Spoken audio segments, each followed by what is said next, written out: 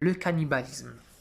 Ben, comme tu vois, hein, la France est le pays des droits de l'homme, des libertés. Ah bon?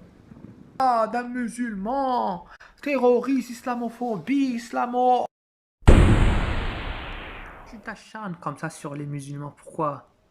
C'est pas de ma faute, c'est pas de notre faute si on te lave le cerveau. Si on te fait un lavage de cerveau et on te dit c'est les musulmans qui ont tué tes parents.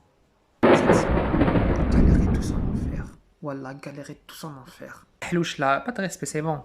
Le Kahlouche là, il dit que je suis chez moi, ici c'est ma terre, ici c'est mon pays, ici ils doivent sortir. Ben, commence d'abord à faire sortir le colon français avec son clash.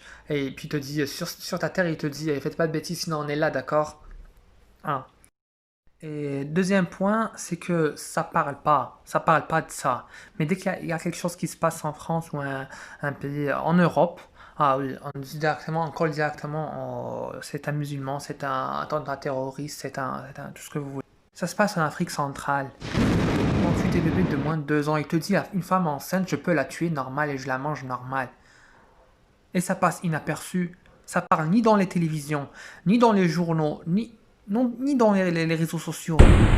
Mais chez vous, si quelque chose qui se passe chez vous, les hashtags Charlie Hebdo, hashtag liberté d'expression, hashtag l'enseignant. Gris-gris fournis par leur marabout. C'est ce qui les protège, disent-ils. D'ailleurs, c'est de là que vient leur surnom, anti-balaka, comme anti-balles AK-47, les Kalachnikov. Ils pensent être invincibles grâce à la magie. Je vous donne le médicament traditionnel dans le sang.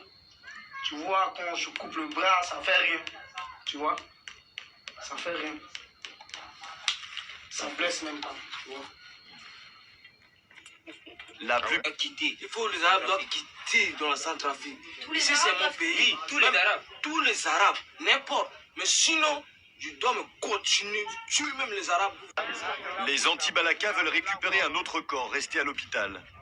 Ils se mettent en route, très remontés, bien décidés à se venger des musulmans.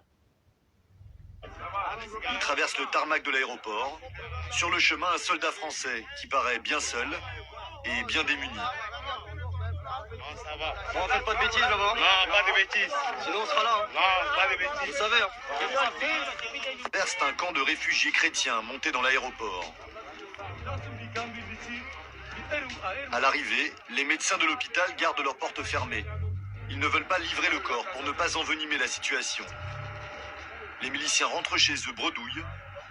Sur le chemin, un petit groupe se détache. Et les paroles violentes deviennent insoutenables. Moi là, à cause de moi là, je suis en colère. C'est un musulman, même si un bébé, bon, je ne peux pas dire, ça m'énerve. Tu vas pas tuer le bébé quand même. Moi je tue le bébé. Moi je tue le bébé. Mais un bébé de 2 ans par exemple. Moi je le tue. Ben, un an, même si avec les femmes avec des grossesses, moi je le tue. De retour au village, plus aucune retenue chez les anti-balaka. Certains nous montrent des photos de leurs victimes musulmanes. Un autre aborde le plus grand tabou de ce conflit, le cannibalisme. Si le musulman ne parte pas dans le kilomètre 5, nous les anti, nous devons aller pour prendre tout le reste des musulmans là-bas pour manger. Parce que le musulman c'est bon pour manger. Parce qu'il avait beaucoup de tête, donc il faut manger comme ça. Bon, après, bon, les gens peuvent... Le lendemain, ces mêmes hommes mangeront devant nous de la viande, en nous assurant qu'il s'agit de chair humaine. Impossible de savoir s'ils disent vrai, mais nous avons décidé de ne pas diffuser ces images. Trop dur.